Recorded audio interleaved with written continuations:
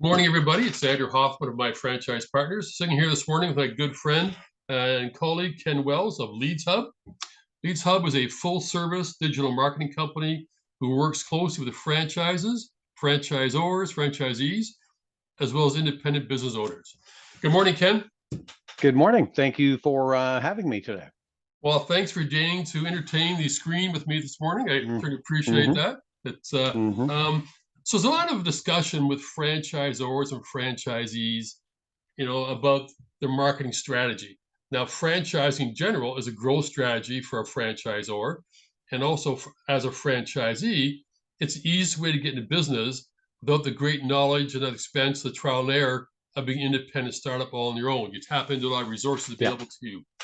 One of those great resources is the marketing, amongst others, right? And so I want to talk briefly with you today, share some of your knowledge with our listeners about some of the marketing, collateral, education, things you need to know to make a best decision. In many cases, most of us don't know what we don't know. It's just, frankly, it's as simple as that. And there's inexpensive, expensive, and there's cheap. And cheap is never the answer. So I want to talk today a little bit first with you about a budget. I'll say budget is a pretty broad topic, but just sort of within that sort of a fair, reasonable budget to track certain goals and whatnot. Okay.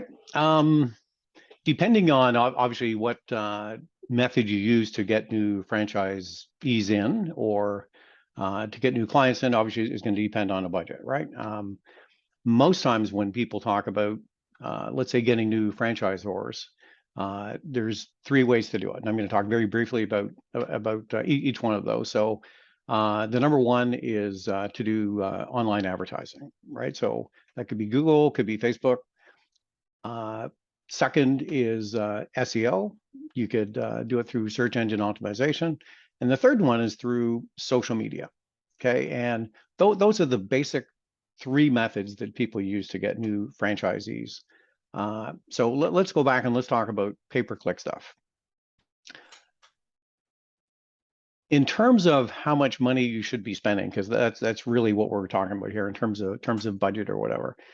On average, and this is just kind of general across all different industries, you're going to be paying anywhere between $3 to $10 per click. Right. So if and there's some that's going to be way more, and there's some that can be very, very lot less than that. But generally, when you start out, and this is really the way to look at it, is you start off and you start small. So when I say you start small, I mean you put together a monthly budget, and you may start off at like $500, and that's not crazy, right? It's very, very low for a lot of people, and it's very, very high for other people. It just depends on where you're coming from. But but when you look at that over a 30-day period, you're spending $500. That's not really a lot of money in a day. And basically what you're going to get probably on average is you're going to get somewhere between 2 to 5 clicks in a day. And that's not a lot to start off. But really what you want to do before you go crazy, I mean, if it got down to the point and you said, for every dollar that you spend, you're going to get 10 back, you'd go to your bank and, you'd borrow as much money as you could, right? Because it's a very good investment. But when you start off and you're doing ads, what you really need to start off with is you need to make sure that things are converting. And when you start with a small budget, that's what it tells you. So, maybe you only get, 3 or 4 clicks a day, but are those people converting? And by converting, I mean, are they picking up the phone? Are they filling out the form? That's really what you want, because if you go in and you spent $3,000 on a campaign, and you found out partway through that nobody is picking up the phone or filling out the form or whatever, then you're just pissing that money away, right? Pardon my French, right? So you really want to make sure that things are working the way that they should. Now, once they're working, then your budget is unlimited, because at that point, now you know that things are working. And when things don't work, by the way, it's a combination of a few things, right? So you've got your ad, and if it's okay now, I'm going to go through some of the do's and don'ts, right? But you've got your ad, and then you've got your landing page.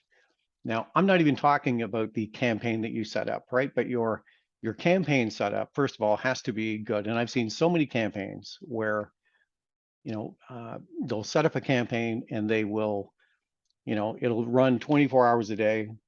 They'll have the company name, as part of it, and what you need to understand is if you're paying for every click, why would you want to advertise to somebody that already knows who you are? Right. So the whole idea of advertising is to bring people in that don't know who you are, to that opportunity. So as you set your campaign up, there's a lot of things that you can do. You don't always have to be at the top of the page, right? That's a big myth, right? Everybody thinks, you know what, my ad has to be on the very, very top. It doesn't. And I'll kind of share something with you, but not many other people would share. And that is that when you do ads, what you have to understand is because the mindset of most, and even the big, pay-per-click companies and whatnot, is you got to be in the first position, which means if you're in the first position, you're paying the most amount of money. And what ends up happening is if you start off with a typical day, everybody that's got a lot of money to spend, they spend the money. And by the time you get to mid-afternoon, you'll notice that there's not as many ads there. And there's not as many ads there because people have already blown their budget. And so if nobody's bidding at that point and you can come in with a lower amount, then you're still getting a good valuable click, right? It's costing you a lot less for it, right? So I could go more and more on that, but I think you get the gist of where I'm going with that. Yep. And the other thing is that your ad has to be very specific. And when I say very specific, I mean, if you have it too broad, then what's going to happen is somebody's going to go, hey, that looks kind of interesting. Here, let me click on that. And as soon as they do, then it costs you $5. I'll tell you a very, very short story. There was a hardwood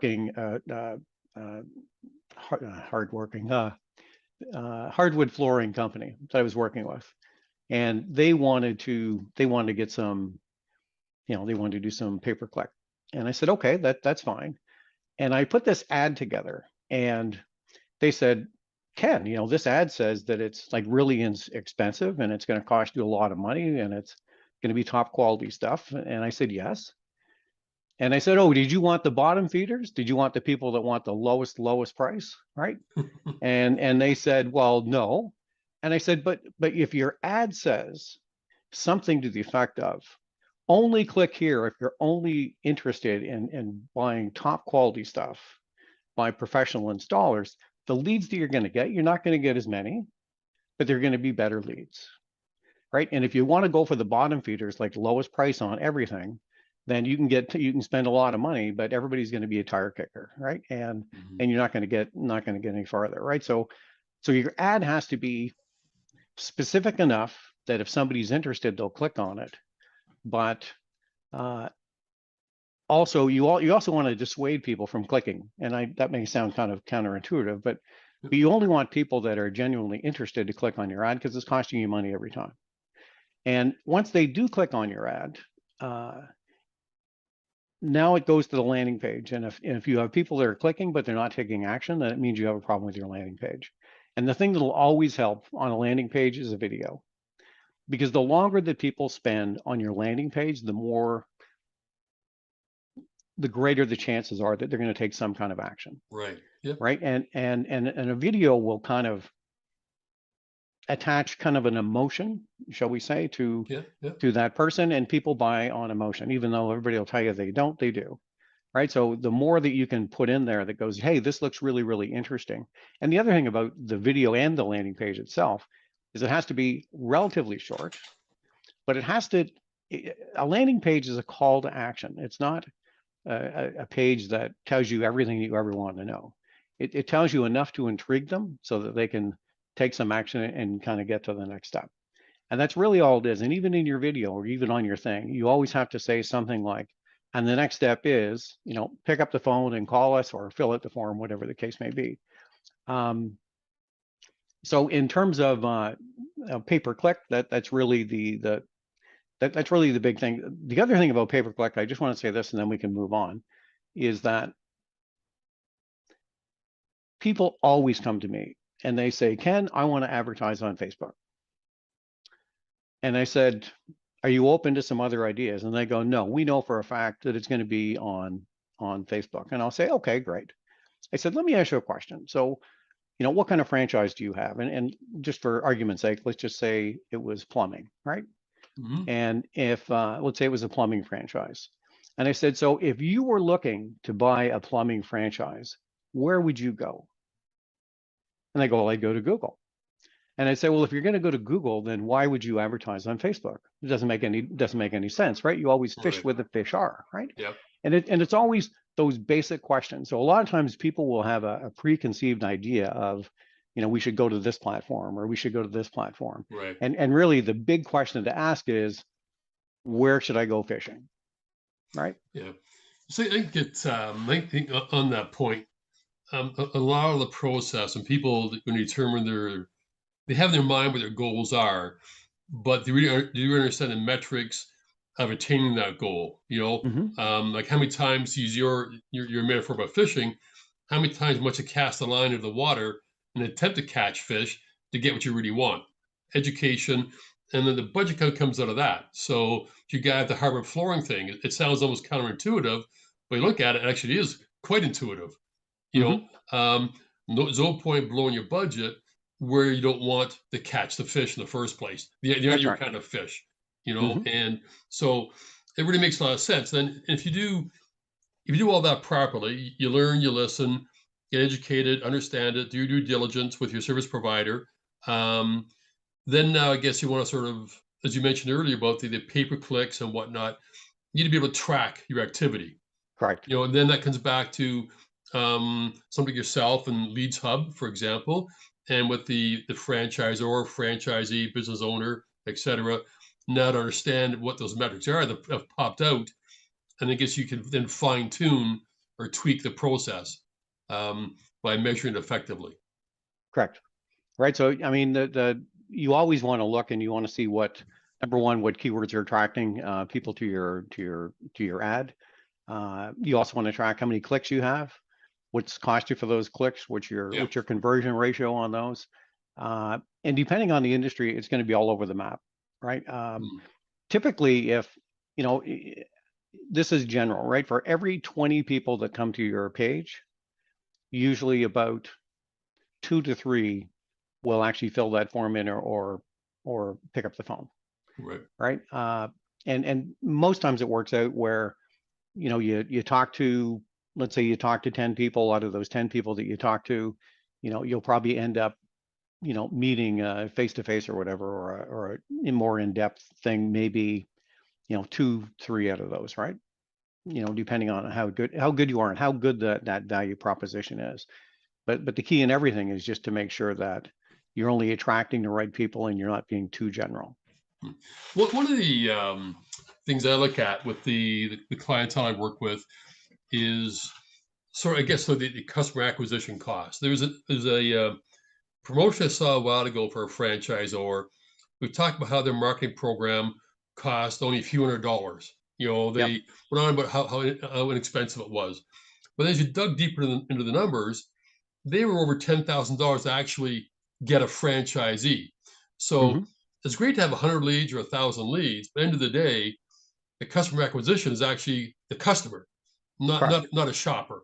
That's right. Who actually signed the deal. Like Mm-hmm. a car dealership doesn't care how many people went by the car dealership on a Sunday afternoon kicking tires, but they cares who walked in on Monday morning and signed That's the right. deal for a car. That's what Mm-hmm. sells the cars. The inventory makes payroll. So it's some of the people I talk with have they had a 1-tier program.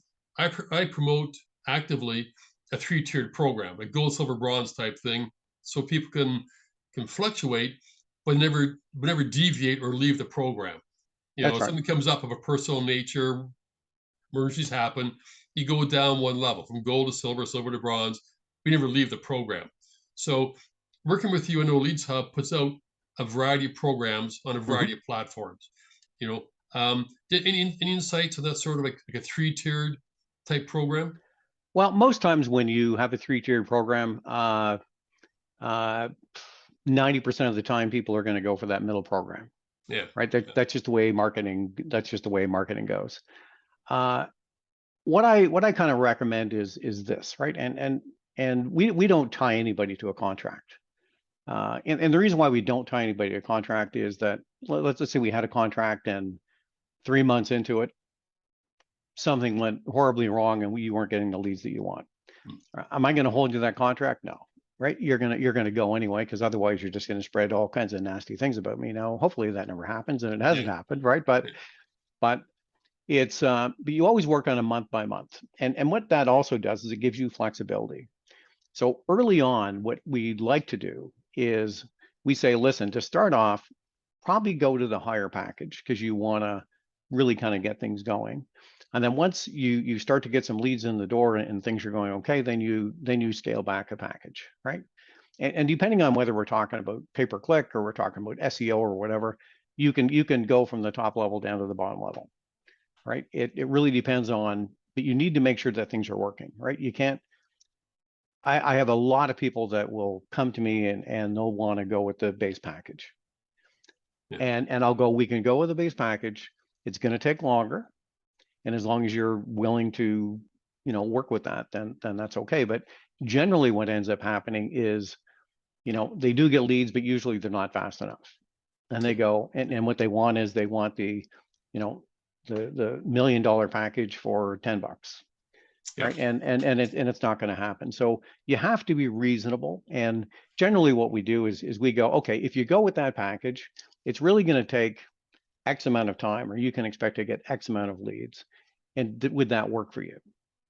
Right. And based on that, they're going to say yes, no.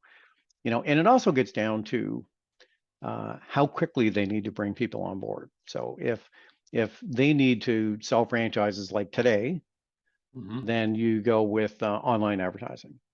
If they're not panicking and they're looking for a more long-term solution, then you go with something like SEO, right? Because it'll produce the results, but it takes a little bit of time to kind of ramp up. And some companies will kind of do a combination of both, right? So we're going to run some ads, and at the same time we're going to do some SEO just to kind of build that up there. The advantage of SEO is that over ads, that as soon as you stop paying for ads, you stop getting leads. With SEO, once you're ranking for certain keywords and whatnot, you'll continue to rank for a long time, even if you stop the program. You still continue to rank for a long time. You're not going to rank forever because it's competitive as well, and other companies are doing the same thing. But it's very consistent, right? Yeah, this is one of the things I find some business owners, the franchisors, franchisees, they're both actually business owners. Just the franchisor or their clientele are prospective franchisees. The franchisees clientele are the actual end user, consumer, right? Especially the importance of two aspects, under one umbrella. The first 3 to 4 months time are the most important time for your business to get launched, penetrate the community, wherever that community might be. Then I break it in two sections for them. The grand opening is one big splash type thing. Yep. And then around that are the first 3 months. And I emphasize with people that before you open, you must try pre-marketing. So if you're going to open in a general context, it varies by industry. But a general context, you plan on opening November the 1st, start marketing in October. That's right. And that may vary by industry, which it does. But the sales funnels come in, you create appointments, create a buzz around your name. Then the key goes in Monday morning at 9 o'clock, November the 1st, and you have activity already out there and some market penetration awareness. And and to your point, then thereafter, then we sit down with Leads Hub and to discuss with you where we go for the next stage after that. That's the first stage to me, and it sounds to me you kind of concur with that. Yes, I do. Yeah. Yes,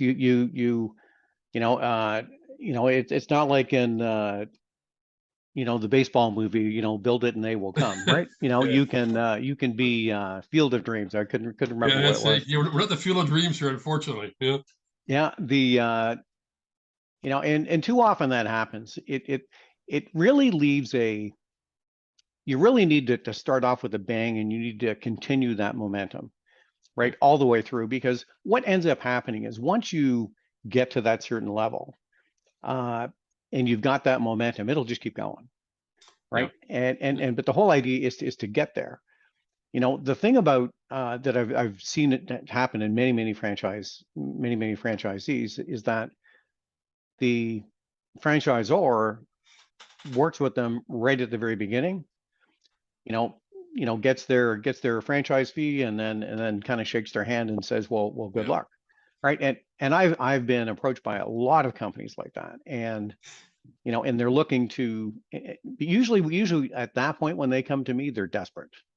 I've been at this like a few months now where, we're not making any money. We need to get more people in the door, and how do we do that? Right. And at that point, it's never a good time to market because you're desperate at that point, right? And you're trying to save every dollar, and you don't realize that you have to spend money to make money. So yeah, the earlier they can get into a program, not only is it going to cost them less in the long run, but they're going to be consistent, right? And you don't want to set yourself up to fail, right? So the sooner that you can get in, the better. The other problem that I kind of run into a lot is that the franchisor sometimes handcuffs the franchisee. In other words, they don't allow them to do certain things, right? And you need to have a little bit of freedom. I mean, you have to stay within the brand, and you can't deviate from the brand, and I get that. But a lot of times you need to be able to have the franchisor has to work with you to make sure that you're successful. Right. It's there's a whole whack of stuff there. Whack is a very technical term, but there's a whack of stuff there, and we could certainly talk for hours, but so we're gonna wrap it up here today, and we'll come back again and dive a little deeper in this and some other areas of the sort of the general marketing context. We have great expertise, Ken. So as we sign off, I'm gonna let you sort of take a second or two here. Just tell everybody's listening about Ken Wells, the Leads Hub, how to reach you, and then we'll kind of sign off and go on our merry way for the day. So okay, yours, great. Sir. Okay, thank you. So I run a digital marketing agency called the Leads Hub. We do anything digital marketing. So whether it be SEO, pay-per-click, we do copywriting, we build websites. We focus on, we work with some entrepreneurs, we work with medium-sized businesses, and our main focus, everything we do really is focused around lead generation. We're also very big on education. I'll just say that, is that we don't like to, if Andrew, if you came to me and you say, hey, can you give me a package? And you've seen some of my packages, right? So, we don't go, hey, here's option 1, 2, 3. It's like, what? You need background, right? Most people don't understand what digital marketing is. So we go into detail because we like people an educated customer to us are the best customers, right? Because they know what it is they're getting into. There's no surprising. And we go, this is why I would spend. I always look at it where if it was my money, this is how I would spend it, right? And that's always the best way to do it. So again, anybody who's interested in finding out more, you can go to theleadshub.com, and phone number is on there, but it's 647-405-6711. And if you got any questions, we'd be more than happy to have a sit down. Perfect. Thanks, Ken. So thank you.